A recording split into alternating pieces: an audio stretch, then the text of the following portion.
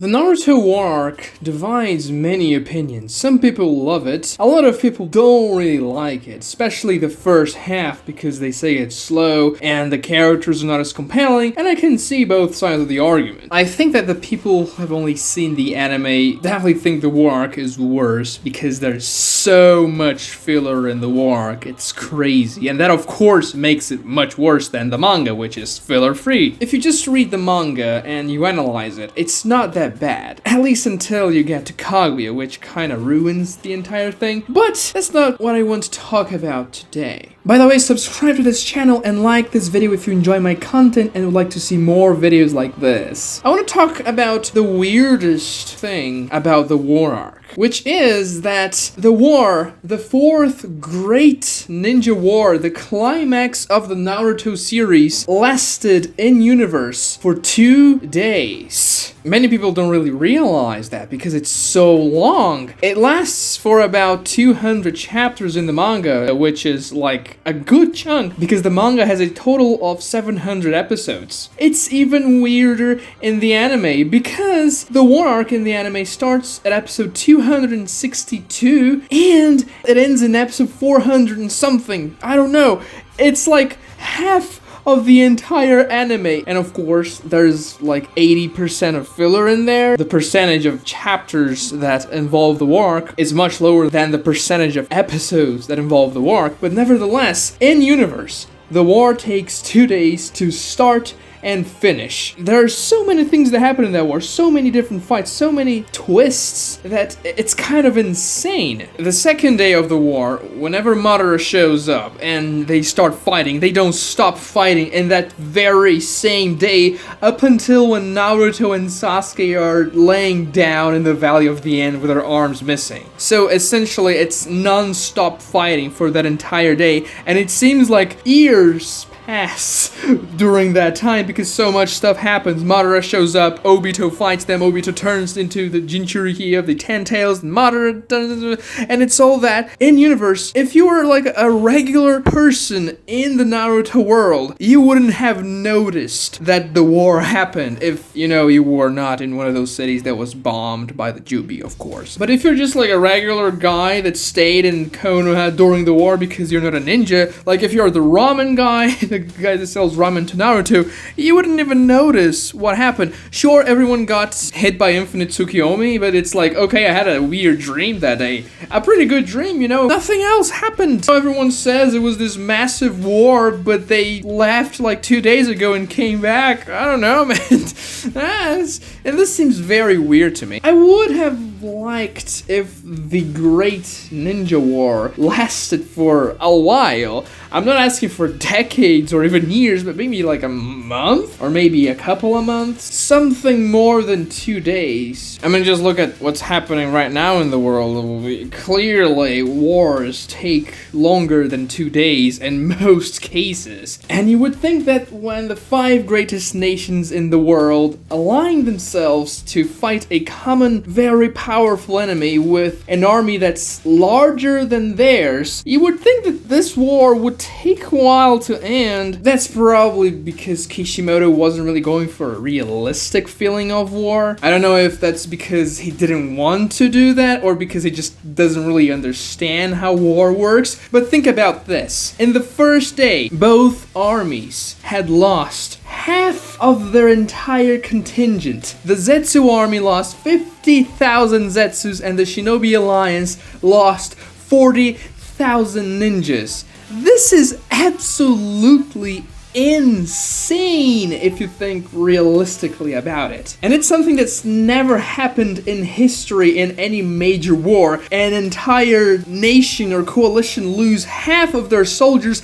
in the first day of the war. This is something that's impossible to happen. And of course, we're talking about a world with magic. You know, chakra is essentially magic. And of course, then these characters have other ways to kill each other and all that. But still, you would think that there would be strategies to mitigate the speed in which they're dying And of course they exist, like healing jutsus and all that, protective jutsus. It's just like, oh, okay, yeah, they lost half of their army in like a day, and no one really cares, because they're all extras and nobody really cares at all about the zetsus. So it's kind of a throwaway line. Yeah, we lost half, they lost half, yada yada yada, no one really cares. It doesn't really affect much. But if you analyze that, imagine World War II starts. The first day the Allies lose half their army and the Axis loses half their army. It just doesn't really make much sense. And that's obviously one of the reasons the war lasts for 2 days, because they lost half the army in the first day, and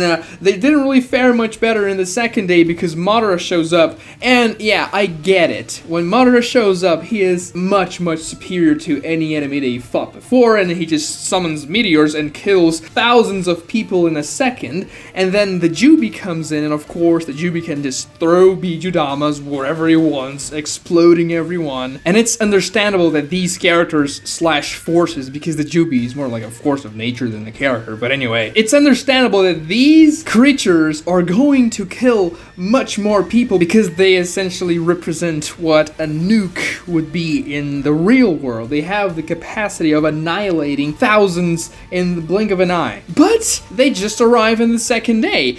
In the first day, the Shinobi Alliance was fighting, an evenly matched fight. The White Zetsus had numerical superiority, and they also had the Edo Tensei to help them out, so they clearly had the edge, but it wasn't that lopsided, and I would assume that the average ninja would be more powerful than the average White Zetsu. I guess there isn't an average White Zetsu, they're all the same, unless they fuse like they did against Naruto that one time, but half of the army dies on both sides. It seems like you're not really fighting with a lot of strategy, because one of the most important things in battles and wars is to know when to retreat. Strategical retreats are one of the most important things for you to know how to do in the war, because mitigating your losses is much more beneficial than just going all in and betting everything on winning this fight, even though the odds are against you. 99%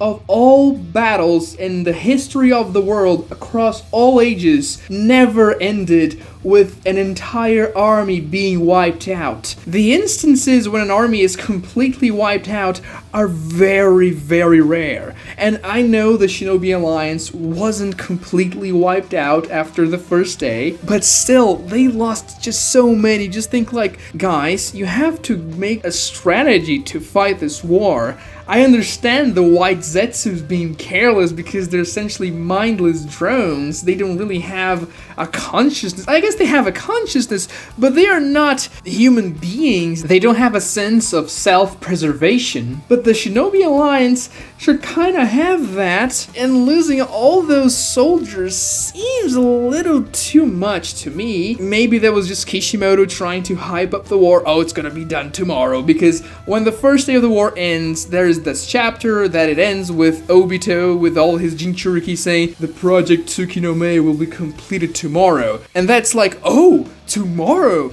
That's really soon. The manga's gonna get hyped up because of that statement, and you realize that it's still gonna take 150 chapters for it to happen, but it's technically still tomorrow. And you're like, yeah, I mean, you hyped that up, but at what cost? It feels kind of weird that in universe only 2 days pass, and that covers like 25% of the entire runtime of the series. The war would have been more realistic and even better maybe if it would have taken longer. Not in the number of chapters, but just in universe. Also, you could show how the people in the world, the non-shinobis, the non-combatants are faring during the war, because you have to imagine that a war of that scale that involves the entire military of the world essentially would really complicate things and make things really messy. And yeah, I know Naruto doesn't really explore the geopolitical side of the world. It's not really what Shonen is very much known for, but he could show a little bit to see that people are actually struggling and that the war has some consequences in the larger world than just ninjas dying. So imagine if the war takes months, and then supply lines get very depleted. The ninjas struggle to get resupplied. They don't have weapons. They are lacking in food. You know, you couldn't actually use those real-world elements that exist in wars to make it more tense and to make the victory in the end more compelling, though of course the victory is kind of against an alien that had nothing to do with the story, so that kind of defeats the purpose of you having this gritty war before everything goes down. Or just imagine, like, you fought for several months this war, and you think, okay, now we have the edge. We're actually pushing the white Zetsus back, we're sealing a lot of Edo Tenseis, and then Madara Uchiha shows up and destroys an entire division in like a minute. Even less, because I don't know how long the meteor takes to fall to the ground, but it's not very long. That would be a moment of desperation. It already was a moment of desperation when he showed up in the original manga, but imagine if this war was just this massive struggle of months and you're finally getting an edge over the enemy and then he shows up. That would be pretty great. But anyway, if you enjoyed this video, please subscribe to the channel and like it as well. Thanks for watching.